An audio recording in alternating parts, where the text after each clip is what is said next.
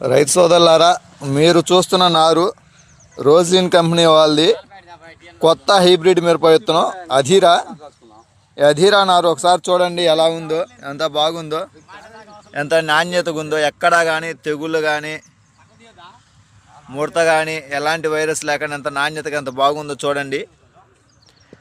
ఈ అధీరా విత్తనం గొప్పతనం ఏంటంటే ఇది చెట్టు ఎత్తుకు పెరిగిద్ది, గుమ్మడం వాళ్ళు వచ్చిద్ది, సైడ్ బ్రాంచెస్ అంటే సైడ్ కొమ్మలు ఎక్కువ వస్తాయి, కింద కాండం బాగా బలంగా ఉంటుంది, వేరు వ్యవస్థ లోతుగా ఉండటం వల్ల నీటి ఎద్దడిని కూడా సమర్థవంతంగా తట్టుకోగలదు.